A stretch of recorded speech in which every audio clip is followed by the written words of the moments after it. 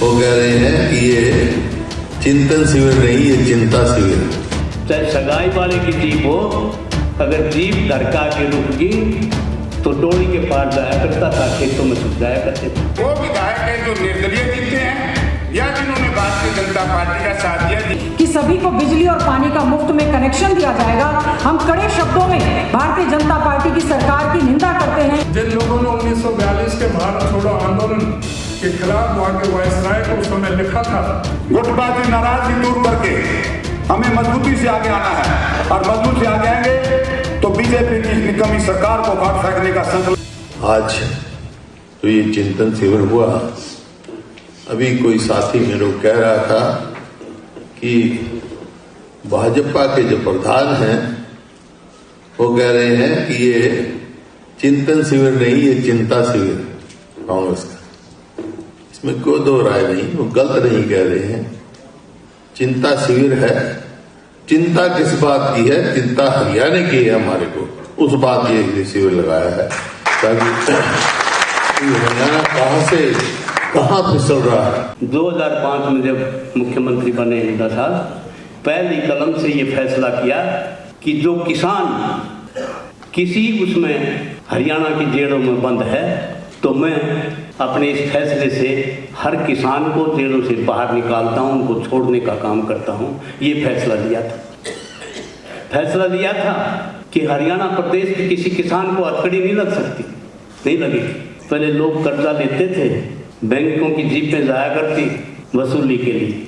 लोग सोचते थे चाहे सगाई वाले की जीप हो, अगर जीप घर का आके रुक गई तो डोली के पार जाया करता था, खेतों में छुप जाया करते थे। हालात थे क्या ये? फैसला किया कोई हथकड़ी नहीं लग सकती। फैसला किया 2-2 लाख में किले एक्वायर होते थे, एक्विजिशन। मुझे पता है झज्जर की पुलिस लाइन, झज्जर के साथ लगती हुई जहाँ 10 करोड़ 8 करोड़ का किला है, वो किले 2-2 लाख में एक्वायर हुए। बहादुरगढ़ में फुटवियर पार्क है, 2-2 लाख में सारा एक्विजिशन। 7 पीढ़ी की जो उसकी जमीन थी, जो उसका साधन था, उसकी रोजी रोटी का, उसके परिवार को चलाने का, तो उसको 2 लाख रुपए में एक्वायर करके उसको सड़कों पर सबसे पहले पूरे देश में एक्विजिशन का रेट कम से कम 16 लाख रुपए और उससे ऊपर। उस टाइम की बात है 2005 की। आज तो किले करोड़ के भी हैं, 2 करोड़ को भी हैं, 5 करोड़ के भी। उस समय रॉयल्टी का भी प्रावधान किया था। आज इस तरीके की हालत है। आज भारतीय जनता पार्टी का कोई भी कार्यकर्ता नेता गांव में बढ़ने पर सोच विचार करता है कि भाई तू जाएगा तो अपनी सरकार की उपलब्धियां क्या गिनाएगा। भारतीय जनता पार्टी का एक ही गेम है। उत्तर प्रदेश के चुनाव हुए, पहले से कहना शुरू कर दिया 300 सीट। हरियाणा में जैसे दीपेंद्र जी कह रहे थे 75 पार। हमने ये भी बताना पड़ेगा कि भाई 40 सीट दी है लोगों ने बीजेपी को, केवल 10 सीटें बढ़ाने का जो काम किया है और जो निर्दलीय विधायक जिन्होंने इनका साथ दिया है, सबसे बड़े पाप के भागीदार कोई है। हरियाणा की जन भावनाओं का अनादर जिन लोगों ने किया है, ये वो विधायक हैं जो निर्दलीय जीते हैं या जिन्होंने भारतीय जनता पार्टी का साथ दिया, जिसमें जच्चा बच्चा वगैरह। सबसे बड़ा भ्रष्टाचार उसी दिन पैदा हो गया था जिस दिन ये जच्चा बच्चा निर्दलीय विधायकों ने इनका समर्थन किया और जब किसानों को लाठियों से, पानी की बौछारों से पीटा और मारा जा रहा था या मरने के लिए विवश किया जा रहा था, इस सब के लिए दोषी है। तो ये सारे दोषी है। भाई अकेली बीजेपी को गाड़ी मत दो। हरियाणा की 20% आबादी हमारी अनुसूचित जाति वर्ग से है, यानी कि 1.5 जो है हमारा 1/5 से अधिक है। हमारे जो भी संविधान के तहत अनुसूचित जाति वर्ग को लाभ दिए गए थे, योजनाएं बनाई गई थी, चौधरी भूपेंद्र सिंह हुड्डा जी के नेतृत्व में अभूतपूर्व कार्य किए थे। हमें ये देखना होगा कि इस सरकार ने उनको बंद करने का काम किया। सबसे पहला काम शेड्यूल कास्ट कमीशन जो बहुत ही अच्छे ढंग से कार्य कर रहा था उसको भंग कर दिया। तुरंत इसे हम लोग जो है बनाए जाने का कार्य करेंगे। हरियाणा सरकार के लिए जितने भी आरक्षित पद हैं उन पर स्पेशल ड्राइव निकालकर उनकी भर्ती को सुनिश्चित किया जाएगा। हुड्डा जी के नेतृत्व की सरकार में SC, BC, A एवं BC, BPL के परिवारों को आप सबको ज्ञात है 100 गज के 3,84,000 के करीब प्लॉट दिए गए थे और साथ में ये सुनिश्चित करने की बात कही गई थी कि सभी को बिजली और पानी का मुफ्त में कनेक्शन दिया जाएगा। हम कड़े शब्दों में भारतीय जनता पार्टी की सरकार की निंदा करते हैं कि उन्होंने इस योजना को बंद कर दिया। कांग्रेस के इस चिंतन शिविर में हम आह्वान करते हैं, प्रस्ताव करते हैं कि हम इस योजना को तुरंत शुरू करने का काम करेंगे। हुड्डा जी के नेतृत्व में कांग्रेस सरकार ने 10 लाख अनुसूचित जाति के परिवारों को 200 लीटर की टंकी, मुफ्त टंकी और मुफ्त कनेक्शन देने का काम किया था। इस सरकार ने उसे भी बंद किया है। हम प्रस्ताव करते हैं कि इसके लिए इसको भी हम दोबारा से शुरू करने का काम करेंगे।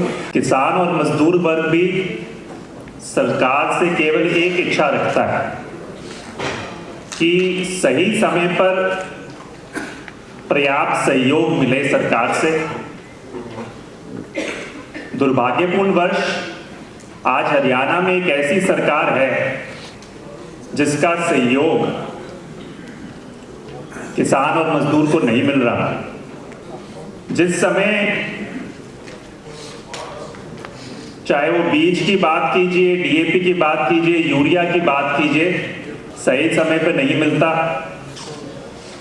जब सिंचाई का पानी चाहिए वो सही समय पर नहीं मिलता, पर्याप्त नहीं मिलता। बिजान से पहले मार्केट का पूर्व अनुमान तथ्यों के आधार पर नहीं मिलता। अगर उनकी फसल किसी बीमारी की चपेट में आ जाए तो उससे कैसे उबरा जाए उसका ज्ञान नहीं मिलता।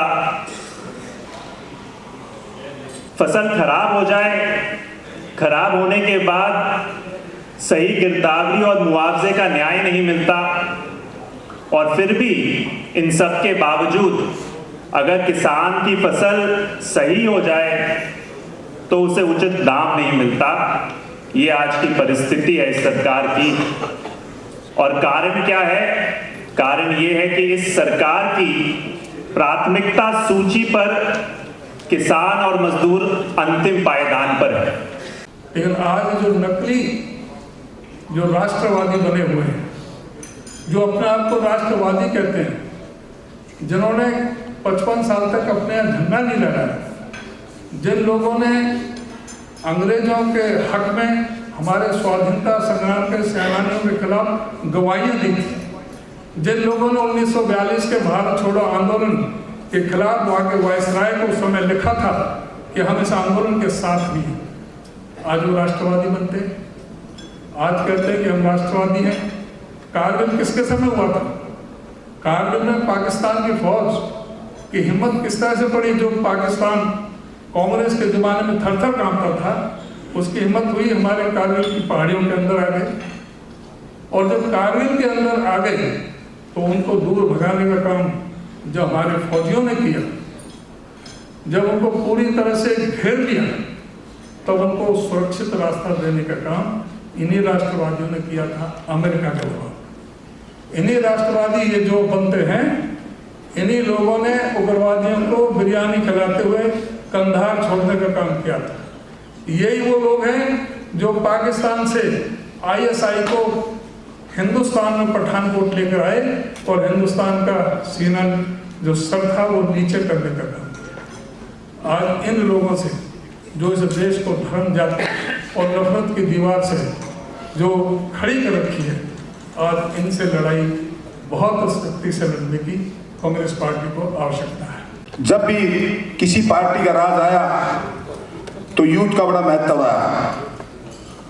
और मैं जैसे सबकी सहमति से, सर्वसम्मति से भाई दीपेंद्र हुड्डा जी को यूथ की पूरे प्रदेश की बागडोर अलग सौंपी गई है, मैं इसका स्वागत करता हूं।